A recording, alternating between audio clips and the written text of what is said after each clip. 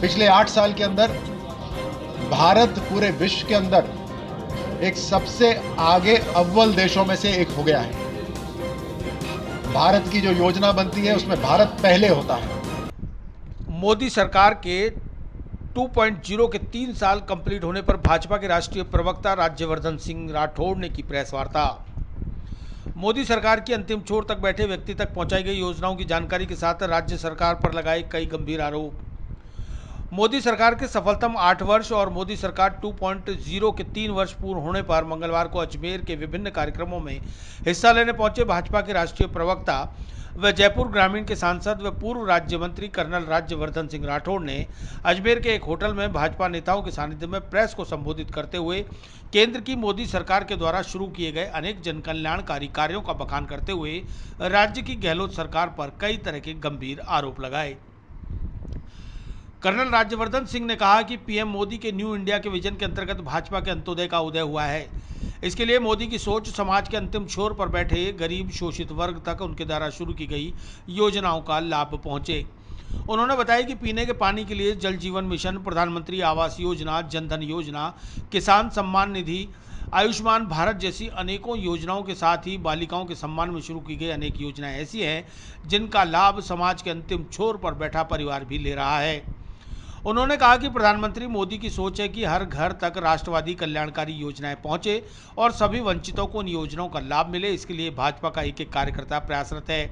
उन्होंने कहा कि हम सरकार के सेवा, गरीब कल्याण और सुशासन संकल्प को आम जन तक पहुंचाएं। प्रधानमंत्री मोदी जी की सरकार के 8 वर्ष पूरे हुए हैं और 8 वर्षों के अंदर भारत में एक बहुत बड़ा परिवर्तन आया है। न्यू इंडिया का जो प्रधानमंत्री जी का विजन है, उस विजन के ऊपर भाजपा की जो फिलॉसफी है, जो सिद्धांत है, अंत्योदय का, अंतिम व्यक्ति का उदय हो, जो सबसे गरीब, सबसे पिछड़ा वर्ग है, व्यक्ति है, पीड़ित शोषित जो व्यक्ति है, उसका उदय हो, वो मजबूत बने। इस पे प्रधानमंत्री मोदी जी की सरकार की योजनाएं लागू हुई और उनका जो एडमिनिस्ट्रेशन की काबिलियत है, उस काबिलियत की वजह से योजनाएं घर घर तक पहुंच रही हैं, जमीन तक पहुंच रही हैं। चाहे वो पीने का पानी की योजना हो, जल जीवन मिशन हो, चाहे प्रधानमंत्री आवास योजना हो, चाहे जनधन के खाते हो, चाहे किसान सम्मान निधि हो, आयुष्मान भारत हो जो कि दुनिया की सबसे बड़ी हेल्थ योजना है, चाहे वो सुरक्षा योजना हो, बीमा योजना हो, हर तरह से केंद्र सरकार की योजनाएं आज जमीन तक पहुंच रही हैं। पिछले 8 साल के अंदर भारत पूरे विश्व के अंदर एक सबसे आगे अव्वल देशों में से एक हो गया है। भारत की जो योजना बनती है उसमें भारत पहले होता है, चाहे अंतर्राष्ट्रीय देशों का दबाव क्यों ना हो, लेकिन भारत वही कदम उठाता है जिससे भारत के रहने वालों को राहत मिले और उनको मजबूती मिले। प्रधानमंत्री मोदी जी का जो काम है उससे लोगों में एक विश्वास भी जगा है। मोदी जी का जो नारा है, सबका साथ, सबका विकास और सबका विश्वास, और खास तौर से सबका प्रयास, इस सबका साथ, सबका विश्वास, सबका प्रयास, इससे लोगों में एक ऐसा विश्वास जगा है जिससे भारतीय जनता पार्टी को जहां जहां उनकी सरकार है उन्हें आशीर्वाद मिल रहा है। इस नतीजे को आप देख रहे हैं कि जहां भी चुनाव होते हैं, भाजपा की जो सरकार होती है वो रिपीट होती है, और जहां जहां विपक्ष या खास तौर से कांग्रेस की सरकार है वहां सफाया होता है। उन्होंने प्रदेश की गहलोत सरकार पर आरोप लगाते हुए कहा कि जिस राज्य का मुखिया खुद गृह मंत्री हो, वह प्रदेश महिला उत्पीड़न में प्रथम और पीने के पानी मुहैया कराने में अंतिम छोर पर है। केंद्र सरकार द्वारा जल जीवन मिशन के तहत राज्य सरकार को 27,000 करोड़ रुपया दिया गया, लेकिन दुर्भाग्य है कि 3.5 साल में गहलोत सरकार जल जीवन मिशन में सिर्फ 4,000 करोड़ रुपए भी खर्च नहीं कर पाई। ऐसे में हर घर जल मिशन को सफलता कैसे मिलेगी। उन्होंने कहा कि प्रदेश की कानून व्यवस्था जिस तरह से लचर हो रखी है, उससे प्रदेश अपराध की श्रेणी में अव्वल दर्जे पर आ गया है, चाहे वह महिलाओं के साथ बलात्कार की घटनाएं हो या अन्य घटनाएं। कांग्रेस के आलाकमान जो दूसरे प्रदेशों में जाकर तत्काल मुंह खोलते हैं, वह यहाँ झांकते भी नहीं। ऐसा दोहरा मापदंड क्यों? उन्होंने कहा कि सरकार बचाने के लिए बार बार होटलों में आवासीय शिविर लगाए जाते हैं, तो वहीं कांग्रेस आलाकमान प्रदेश में आकर चिंतन शिविर करती है, जिसके बावजूद भी कांग्रेस में बैठे वरिष्ठ नेता लगातार कांग्रेस को छोड़कर जाते जा रहे हैं। ऐसे में चिंतन नहीं, चिंता की आवश्यकता है।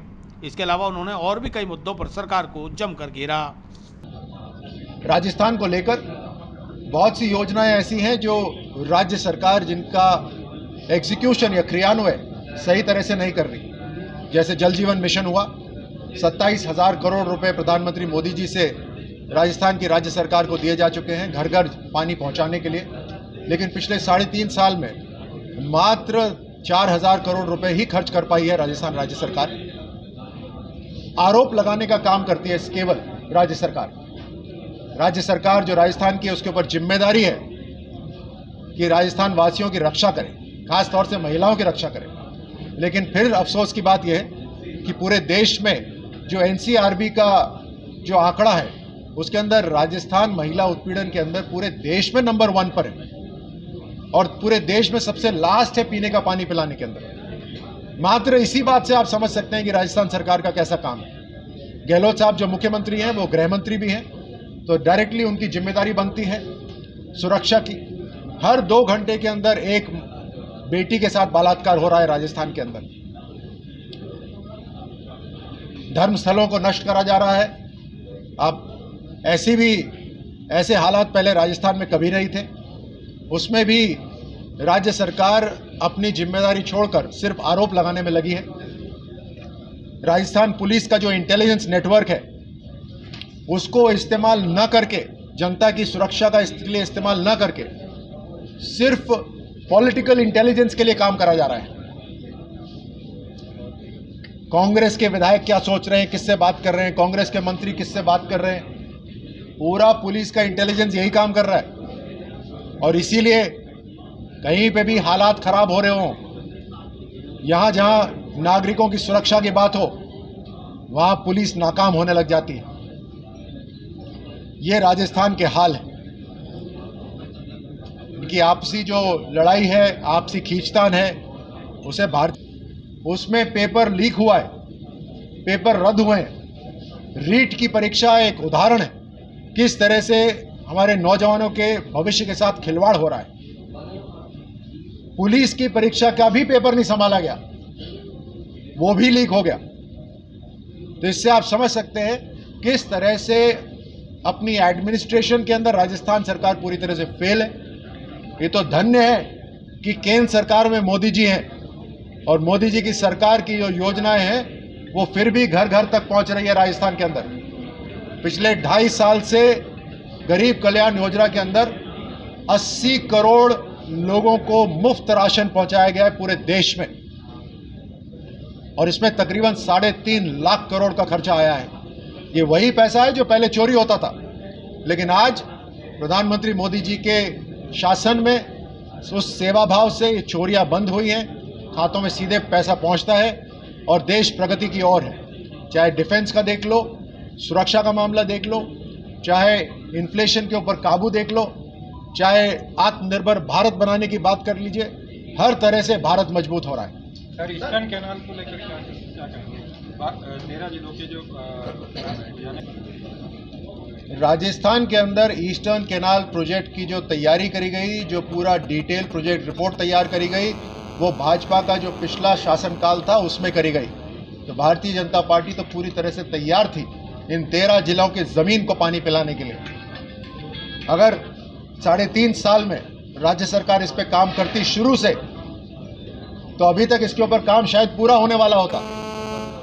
लेकिन क्योंकि भाजपा की शुरू करी हुई है, इसलिए कांग्रेस की सरकार को कष्ट हुआ।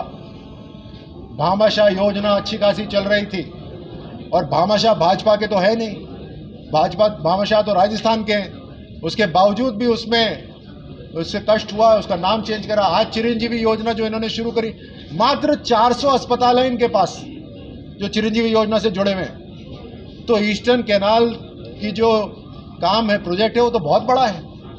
उसमें इसी राजनीतिक कारण से इन्होंने 3.5 साल में काम नहीं करा। अब उसका खर्चा कई गुना बढ़ गया, उस खर्चे में भी 90% ये चाहते हैं कि केंद्र सरकार दे, लेकिन न जनता को विश्वास है न किसी और को विश्वास है कि ये पैसे का सही इस्तेमाल कर पाएंगे, क्योंकि जो जल जीवन मिशन है उसके अंदर घर घर नल से पीने का पानी पहुंचाने की जो योजना है उसमें 27,000 करोड़ रुपए प्रधानमंत्री मोदी जी ने राज्य सरकार को दिए हुए हैं। उस 27,000 करोड़ रुपए में से मात्र 4,000 करोड़ ये पिछले 3.5 साल में खर्च कर चुके हैं। अब जो बचा कुचा 1.5 साल है उसमें क्या आपको और हमें उम्मीद है ये पैसा खर्च कर पाएंगे? तो ये पूरा राजनीतिक कारण है। ना इनसे सुरक्षा हो पा रही है, ना इनसे सुशासन हो पा रहा है, न केंद्र सरकार का जो पैसा है उसको नीचे तक पहुंचा पा रहे हैं। हर तरह से नाकाम, ये सिर्फ अपनी कुर्सी संभालना चाहते हैं। इनकी अंदरूनी लड़ाई हो रही है। मुझे तो लगता है कि पूरा विश्वास है गहलोत साहब को कि दोबारा नहीं आ सकते, और वो ये यकीन कर रहे हैं कि मैं नहीं आऊं तो कोई भी दूसरा नहीं आए और राजस्थान भी पिछड़ जाए। ये हालात है राजस्थान। मेघालय के गवर्नर राजस्थान आए थे, उन्होंने सत्यपाल मलिक साहब ने ये बात कही कि किसान आंदोलन जो हुआ था करीब 1 साल तक चला है, वो स्टेटमेंट, मैंने वो स्टेटमेंट सुना नहीं है वैसे, लेकिन किसानों के प्रति जो कांग्रेस सरकार ने वादे करे थे वो पूरे तरह से झूठे और आंख में धूल झोंकने वाली बात थी, और किसानों के साथ मजाक था। ना किसानों का भला कर पाए, ना ही नौजवानों का भला कर पाए, ना ही महिलाओं की सुरक्षा कर पाए। तो पूरी तरह से फेल और निकम्मी कांग्रेस सरकार है, और राजस्थान को जिस तरह से पीछे धकेल दिया है, ये बहुत दुख की बात है।